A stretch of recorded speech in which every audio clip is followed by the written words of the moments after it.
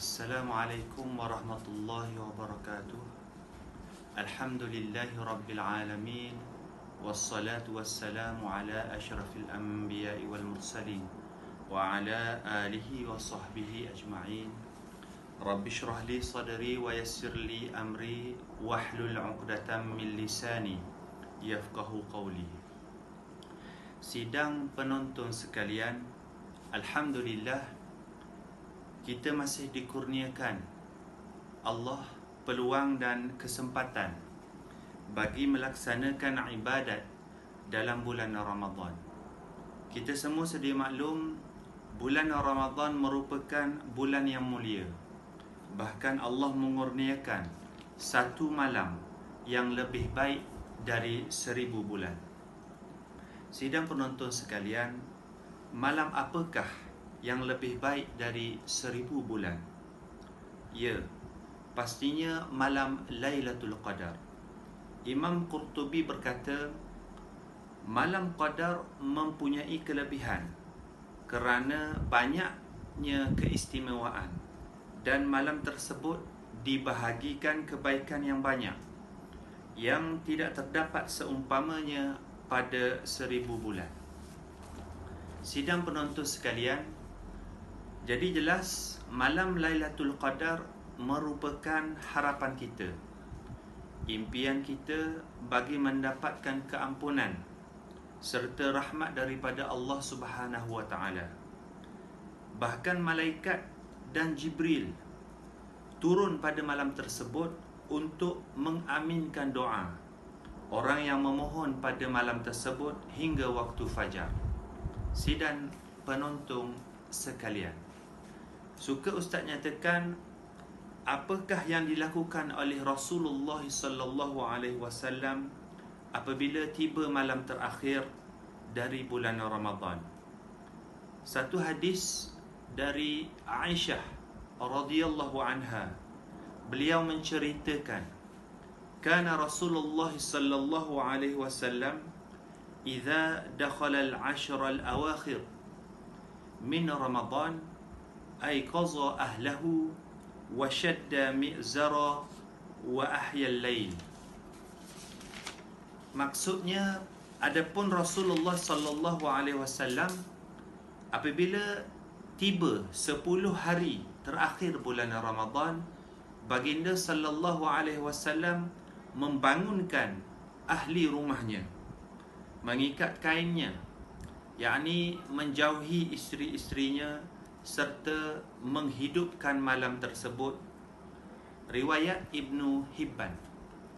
Sidang penonton sekalian, jadi jelas kita harus menjejak langkah Nabi Muhammad sallallahu alaihi wasallam dalam menghidupkan malam-malam terakhir bulan Ramadan, yakni 10 hari terakhir. Dengan itu juga moga Allah kurniakan malam Lailatul Qadar kepada kita. Sidang penonton sekalian, bercakap tentang ibadat-ibadat yang boleh kita lakukan pada malam-malam terakhir dari bulan Ramadan. Jadi Ustaz ingin cadangkanlah beberapa ibadat-ibadat yang boleh kita lakukan. Yang pertama, Qiyamul Lail. Qiyamul Lail ni maksud dia Qiyam tu bangun, Al-Lail maksudnya malam, jadi bangun malam. Jadi cara Qiyamul Lail ni yang diajar oleh Rasulullah sallallahu alaihi wasallam, biasanya kita solat Isyak, selepas kita solat Isyak berjamaah di masjid, kita akan solat tarawih. Ada yang buat 8, ada yang buat 12, ada yang buat 20. Jadi bergantunglah kepada masing-masing lah nak buat banyak mana kan. Jadi sudah habis kita buat tarawih, kita balik rumah, kita tidur. Kita rehatkan badan. Jadi Rasulullah kata,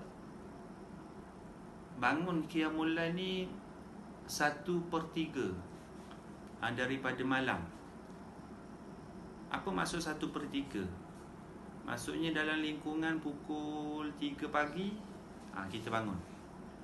Kita bangun, kita ambil air semayang, kita berwuduk lah. Lepas tu kita lakukan beberapa solat sunat. Yang pertama, solat tahajud, 2 rakaat. Salli farada tahajud, solat tahajud raka'ataini lillahi ta'ala, sunnatan tahajud. Salli sunnatan tahajud raka'ataini lillahi ta'ala. Jadi pada surah pertama tu kita baca surah, selepas Al-Fatihah kita baca surah Al-Kafirun macam biasalah, Al-Kafirun. Rakaat kedua kita baca surah, lepas Al-Fatihah kita baca surah Al-Ikhlas. Jadi kita buatlah sebanyak mana yang kita nak lah solat sunat tahajud ni. 2 rakaat, kita habis salam kita bangun lagi, sambung lah beberapa rakaat yang kita nak lah. Seterusnya kita juga boleh buat solat hajat. Masa ni kita boleh minta daripada Allah SWT. Ada hajat apa-apa kita buat solat sunat hajat. Ni kita biasa buat lah ni, solat hajat. Kita juga boleh buat solat sunat taubat, meminta keampunan daripada Allah SWT atas dosa-dosa kita, pun 2 rakaat. Dan yang biasa juga yang kita boleh buat ketika qiyamul lail, kita sembahyang sunat tasbih. Ada subhanallah walhamdulillah wala ilaha illallah wallahu akbar. Banyak kita sebutkan tasbih-tasbih dalam sembahyang tu, pun 2 rakaat. Jadi qiyamul lail ni kita kena bersungguh-sungguh lah. Mungkin kita boleh time masa tu lah, time masa supaya dalam lingkungan pukul 3 kita boleh bangun sampailah kepada waktu kita bersahur, insyaAllah. Baik, Ustaz suka memberi cadangan yang kedua, iaitu kita hidupkan malam-malam dengan bacaan Al-Quran. Jadi biasanya pada bulan Ramadan ni kita berniat, kita beriktikad, kita bersungguh-sungguh untuk khatam Quran. Daripada juzuk pertama, juzuk kedua sampailah ke juzuk yang ke-30. Jadi pada waktu malam tu, bila kita bangun tu, selain daripada kita bayang sunat-sunat tadi, kita boleh baca Quran. Kita baca Quran. Kita cuba habiskan juzuk-juzuk daripada Quran. Dan peluang ni boleh kita gunakan lah untuk kita habiskan juzuk-juzuk daripada Al-Quran, InsyaAllah. Ibadat yang seterusnya ialah zikrullah.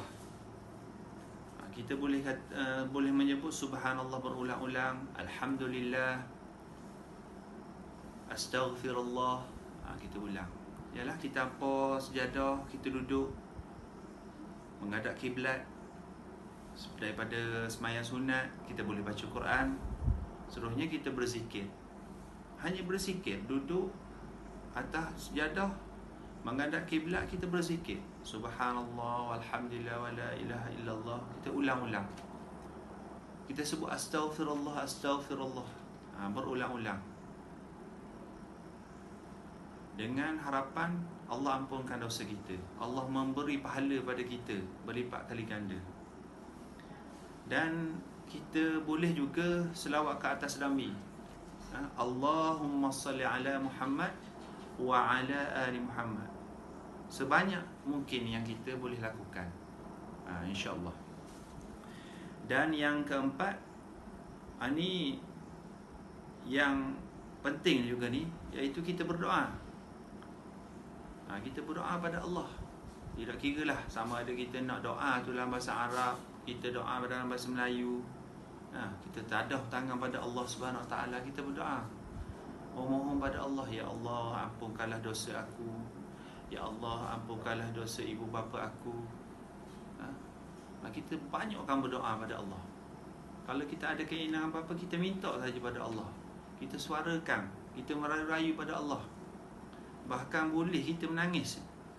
Ketika berdoa tu, kita nadah tangan, kita menangis, kita minta dengan Allah SWT. Allah suka kita merayu pada dia, bermunajat pada dia. InsyaAllah doa-doa kita sekiranya kita lakukan pada 10 malam terakhir, berkebetulan pula kita jumpa dengan malam Lailatul Qadar, insya-Allah doa kita Allah akan makbulkan. Jadi sidang penonton yang dirahmati Allah, jadi Ustaz nak mengajaklah pada tahun ni, pada bulan Ramadan ni, kita ubah kebiasaan. Apa kebiasaan yang kita buat? Kita biasanya kita sibuk, kita sibukkan diri.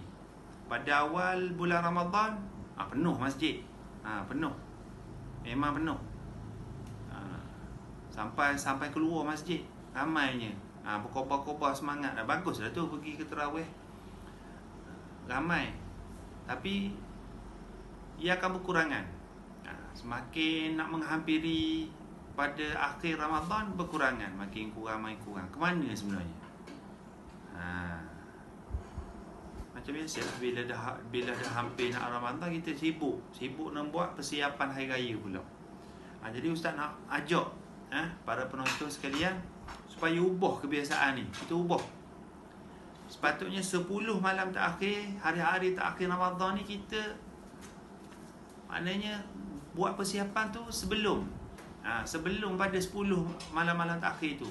Nak beli baju raya, nak buat kuih raya, sebelum pada tu. Bukannya pada malam-malam terakhir. Sebab pada malam-malam terakhirnya ada hadis yang mengatakan 10 malam terakhir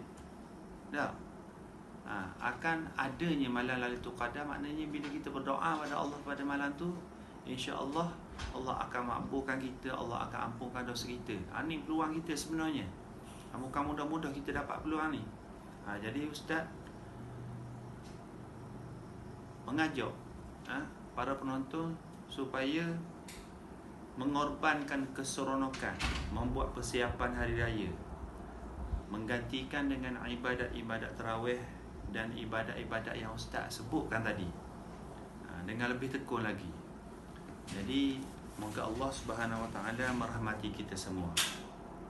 Jadi setakat itu saja tazkirah ringkas Ustaz tentang amalan-amalan terakhir di bulan Ramadan. Moga kita dikurniakan malam Lailatul Qadar yang dicari. Moga Allah mengampunkan dosa kita serta menerima doa-doa kita. Wabillahi taufiq wal hidayah.